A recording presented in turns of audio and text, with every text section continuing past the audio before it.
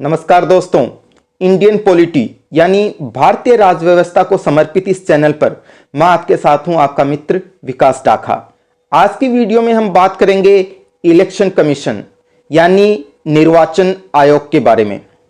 सबसे पहले तो मैं आपको ये जो इलेक्शन कमीशन वर्ड है इसका मीनिंग बताऊंगा और उसके बाद इससे रिलेटेड जो इंपॉर्टेंट प्रोविजंस हैं, जो इंपॉर्टेंट आर्टिकल्स हैं, उनको मैं डिस्क्राइब करूंगा इस तरीके से कि आप उन्हें फिर कभी भूल ही नहीं पाएंगे। तो आइए फिर सबसे पहले बात कर लेते हैं इस इलेक्शन कमीशन वर्ड के मीनिंग की। हमारे संविधान में इलेक्शन कमीशन से रिलेटेड आर्टिकल्स की शुरुआत होती है आर्टिकल 324 से, और इस पहले आर्टिकल में ही पूरी तरह से क्लियर कर दिया गया है इलेक्शन कमीशन वर्ड के मीनिंग को।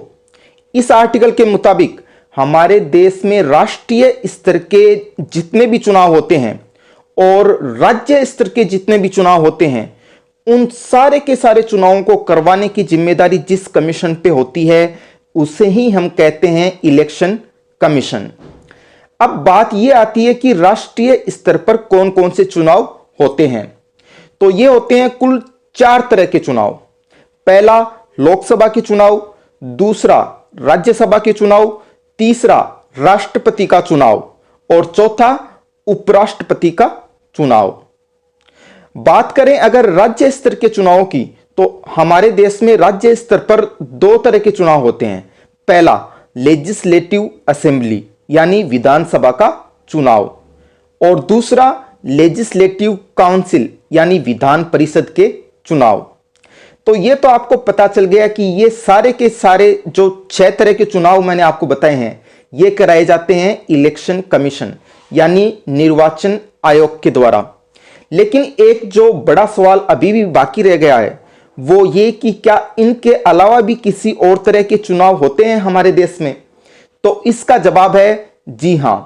राष्ट्रीय और राज्य स्तर के चुनावों के अलावा भी एक और तीसरी तरह के चुनाव भी होते हैं हमारे देश में, जिन्हें हम कह सकते हैं लोकल अथॉरिटीज यानी स्थानीय निकायों के चुनाव, जैसे कि पंचायतों या म्युनिसिपैलिटीज के चुनाव।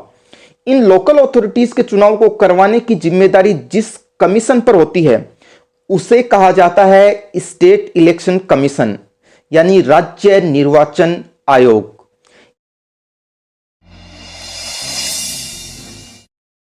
इलेक्शन कमीशन से रिलेटेड सारे के सारे आर्टिकल्स को ध्यान में रखने के लिए जो एक छोटा सा वर्ड हमें ध्यान में रखना है वो वर्ड है स्नैपडील।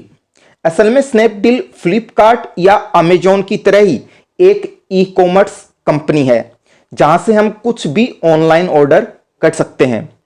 तो आइए अब देखते हैं कि इस स्नैपडील वर्ड से किस तरह से हम सारे के सारे आर्टिकल्स की हेडिंग प्राप्त कर लेते हैं।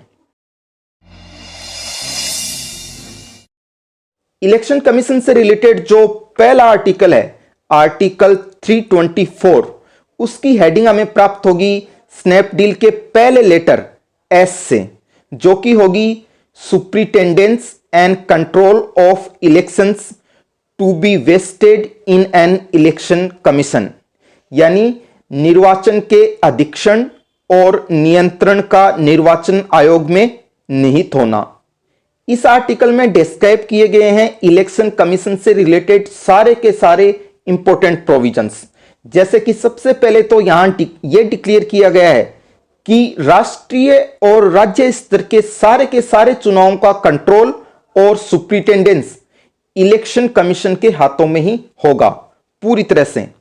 उसके बाद में यहां पर बात की गई है इलेक्शन कमीशन के कंपोजिशन यानी संरचना के बारे में, कि इलेक्शन कमीशन में एक तो चीफ इलेक्शन कमिश्नर यानी मुख्य निर्वाचन आयुक्त होगा, जो कि असल में होगा इलेक्शन कमीशन का चेयरमैन यानी निर्वाचन आयोग का अध्यक्ष। इस अध्यक्ष के अलावा इलेक्शन कमीशन में 2 और सदस्य होंगे जिन्हें की कहा जाएगा इलेक्शन कमिश्नर। इस तरह से इलेक्शन कमीशन में कुल 3 कमिश्नर हो गए। पहला तो चीफ इलेक्शन कमिश्नर और फिर 2 अदर इलेक्शन कमिश्नर्स। इसके बाद में इस आर्टिकल में बात की गई है इनकी नियुक्ति की, कि इनका जो अपॉइंटमेंट है वो किया जाएगा प्रेसिडेंट यानी भारत के राष्ट्रपति के द्वारा ही। इसके बाद बात होगी चीफ इलेक्शन कमिश्नर के टर्म यानी कार्यकाल की अवधि के बारे में। तो इसके लिए आप ये ध्यान में रखिए कि एक चीफ इलेक्शन कमिश्नर अपने पद पर बना रहेगा 65 साल की उम्र या फिर ज्यादा से ज्यादा 6 साल तक, यानी 65 इयर्स की एज या 6 इयर्स तक अपने पद पर बने रहना। इन दोनों में से जो भी पहले हो उस समयावधि तक ही चीफ इलेक्शन कमिश्नर अपने पद पर बने रह सकते हैं। इसके बाद में बात की गई है चीफ इलेक्शन कमिश्नर को हटाने की प्रक्रिया के बारे में। इस आर्टिकल के मुताबिक चीफ इलेक्शन कमिश्नर को उसी प्रक्रिया और उन्हीं ग्राउंड्स पर हटाया जा सकता है जिसके द्वारा कि सुप्रीम कोर्ट के किसी जज को हटाया जा सकता है। कहने का मतलब कि सुप्रीम कोर्ट के किसी जज को या चीफ इलेक्शन कमिश्नर को, इन दोनों को हटाने की प्रक्रिया है बिल्कुल एक समान। इसलिए अगर आपको इसको डिटेल में जानना है तो फिर आपको देखनी होगी यह सुप्रीम कोर्ट वाली वीडियो, जहां की मैंने इसके बारे में बात की है डिटेल में। अब यहां पर गौर करने लायक बात यह है कि चीफ इलेक्शन कमिश्नर के अलावा जो अन्य इलेक्शन कमिश्नर होते हैं उनको हटाने की जो प्रोसेस है वह पूरी तरह से ही अलग है। और उनको हटाने की प्रोसेस के बारे में जो सबसे महत्वपूर्ण बात है वो यह है कि उनको हटाने के लिए चीफ इलेक्शन कमिश्नर की रिकमेंडेशन चाहिए होती है। ठीक है, मतलब बिना चीफ इलेक्शन कमिश्नर की रिकमेंडेशन के किसी दूसरे इलेक्शन कमिश्नर को नहीं हटाया जा सकता उसके पद से। अब अगला जो आर्टिकल है आर्टिकल 325, उसकी हेडिंग हमें प्राप्त होगी स्नैपडील के अगले लेटर एन से, जो कि है no person to be ineligible for inclusion in electoral roll on the grounds of religion, race, caste और सेक्स। यानी धर्म, मूलवंश, जाति या लिंग के आधार पर किसी व्यक्ति का निर्वाचक नामावली में शामिल किए जाने के लिए अपात्र ना होना। कहने का मतलब कि धर्म, जाति या लिंग केवल इन आधारों पर किसी व्यक्ति के नाम को वोटिंग लिस्ट में शामिल करने से मना नहीं किया जा सकता। ठीक है, अब अगला जो आर्टिकल है आर्टिकल 326, उसकी हेडिंग हमें प्राप्त होगी स्नैपडील के अगले लेटर ए से, जो कि होगी अडल्ट सफ्रेज यानी वयस्क मताधिकार। यह आर्टिकल यह कहता है कि अगर भारत का कोई भी नागरिक वोट देना चाहता है तो उसे कम से कम 18 साल का तो होना ही चाहिए। लेकिन यहां पर जो ध्यान रखने लायक बात है वो ये है कि 1989 से पहले वोटिंग की मिनिमम एज थी 18 की जगह 21, लेकिन उसके बाद 1989 में ही लाया गया एक कॉन्स्टिट्यूशनल अमेंडमेंट जिसके द्वारा वोटिंग की मिनिमम एज कर दी गई 18 साल, जो कि आज तक चली आ रही है। अब आपको अगर उस अमेंडमेंट का नंबर ध्यान में रखना है कि वह अमेंडमेंट कौन सा था जिसके द्वारा वोटिंग की मिनिमम एज 21 से 18 की गई, तो उसके लिए मैंने एक बहुत ही आसान सी ट्रिक बताई थी जो मेरी 25 इंपॉर्टेंट अमेंडमेंट्स वाली वीडियो थी। उसमें वो ट्रिक ये थी कि आप वोटिंग फॉर अडल्ट से रिलेटेड कॉन्स्टिट्यूशनल अमेंडमेंट का नंबर पता करने के लिए इस सेंटेंस का जो पहला वर्ड है वोटिंग, उसको तो इग्नोर कर दीजिए और उसके बाद जो अगला वर्ड है फॉर, इसके पहले लेटर एफ पर ध्यान केंद्रित कीजिए। असल में एफ है एबीसीडी का छठा लेटर, तो आप 6 लिख दीजिए। उसके बाद जो अडल्ट वर्ड है उसका जो पहला लेटर है ए, वो है ABCD का पहला अक्षर, तो इसीलिए आप 1 लिख दीजिए। इस तरह से जो नंबर हमें प्राप्त हुआ वो है 61 का नंबर, मतलब कि 61st कॉन्स्टिट्यूशनल अमेंडमेंट के द्वारा ही वोटिंग की मिनिमम एज कर दी गई थी 21 से घटाकर 18 साल। अब अगले जो 2 आर्टिकल्स हैं वो एक दूसरे से बहुत ज्यादा रिलेटेड हैं, मतलब एक दूसरे पर डिपेंडेंट हैं, इसलिए हम इन दोनों को स्टडी करेंगे एक साथ ही।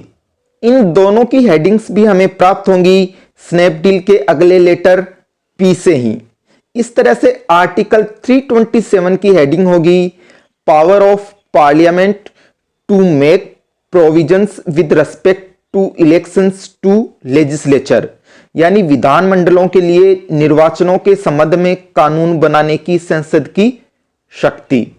यह आर्टिकल हमारे देश की पार्लियामेंट को यह पावर देता है कि पार्लियामेंट जो है वो ना केवल पार्लियामेंट के इलेक्शन से रिलेटेड मैटर्स पर कानून बना सकती है, बल्कि राज्यों के विधानमंडल के चुनाव से रिलेटेड मैटर्स पर भी कानून बना सकती है। फॉर एग्जाम्पल, जैसे कि इन चुनाव से रिलेटेड जो इलेक्टोरल रोल या निर्वाचक नामावली है, या फिर जो डेलिमिटेशन यानी परिसीमन की प्रोसेस है, उनसे रिलेटेड कानून बनाने की शक्ति रहेगी किसके पास? देश की पार्लियामेंट के पास। अब अगला जो आर्टिकल है, आर्टिकल 328 पी से ही उसकी जो हेडिंग होगी वह होगी power of a legislature of a state to make provisions with respect to elections to such legislature, यानी राज्य के विधानमंडल के लिए निर्वाचनों के संबंध में कानून बनाने की उस विधानमंडल की शक्ति। यह आर्टिकल किसी राज्य के विधानमंडल को यह पावर देता है कि वह उस राज्य की विधानमंडल के इलेक्शन से रिलेटेड मैटर्स पर कानून बना सकेगा। फॉर एग्जाम्पल, जैसे कि राजस्थान विधानसभा के इलेक्शन के लिए जो डेलिमिटेशन यानी परिसीमन का काम होता है, उसके संबंध में राजस्थान विधानसभा कानून बना सकती है। लेकिन यहां पर ध्यान रखने लायक बात यह है कि अगर पार्लियामेंट पहले ही इस संबंध में कानून बना चुकी है तो फिर जो पार्लियामेंट वाला कानून है वो ही मान्य होगा, ना कि राजस्थान विधानसभा वाला। क्यों? क्योंकि पिछले आर्टिकल में हमने पढ़ा था कि पार्लियामेंट के पास यह अधिकार है कि वह किसी राज्य के विधानमंडल के इलेक्शन से रिलेटेड मैटर्स पर कानून बना सकती है। मतलब इस आर्टिकल के अंतर्गत किसी राज्य विधानमंडल को जो पावर दिया गया है वो पावर पिछले आर्टिकल में पार्लियामेंट को दिए गए पावर के अधीन है पूरी तरह से ही। इलेक्शन कमीशन से रिलेटेड जो अंतिम आर्टिकल है हमारे संविधान में वो है आर्टिकल 329 और इसकी हेडिंग हमें प्राप्त होगी स्नैपडील का जो अगला लेटर है डी, उसी से। कहने का मतलब ये कि यह आर्टिकल रिलेटेड होगा डिस्प्यूट्स ऑफ इलेक्शन से, यानी निर्वाचन संबंधी विवादों से। इस आर्टिकल में जो इलेक्शन डिस्प्यूट्स हैं उनके संबंध में 2 बड़ी रेस्ट्रिक्शंस लगाई गई हैं कोर्ट्स यानी न्यायालयों पर। पहली तो ये कि अगर परिसीमन यानी डेलिमिटेशन से रिलेटेड कोई अरेंजमेंट किया गया है पार्लियामेंट या स्टेट लेजिस्लेचर के द्वारा, तो फिर उसे जो है चैलेंज नहीं किया जा सकता किसी भी कोर्ट या न्यायालय में। दूसरा पॉइंट यहां पर यह है कि पार्लियामेंट या स्टेट लेजिस्लेचर के इलेक्शन से रिलेटेड किसी भी विवाद या किसी भी डिस्प्यूट पर अगर आप कोर्ट जाना चाहते हैं तो आप ऐसा कर सकते हैं केवल और केवल एक इलेक्शन पिटीशन यानी निर्वाचन याचिका के माध्यम से ही, अदरवाइज नहीं। मैं उम्मीद करता हूं कि आपको यह वीडियो बहुत ही उपयोगी और सार्थक लगा होगा। अगर आपको इंडियन पॉलिटी यानी भारतीय राज्य व्यवस्था से संबंधित किसी भी दिलचस्प टॉपिक से रिलेटेड कोई भी रोचक जानकारी चाहिए तो फिर आपको करना होगा एक छोटा सा काम। आपको सीधे जाना होगा मेरे YouTube चैनल एडवोकेट विकास डाका पर और वहां जाते ही क्लिक करना होगा इस प्लेलिस्ट पर जो कि आप अभी देख रहे हैं अपने मोबाइल की स्क्रीन पर। Thank you so much for watching the video.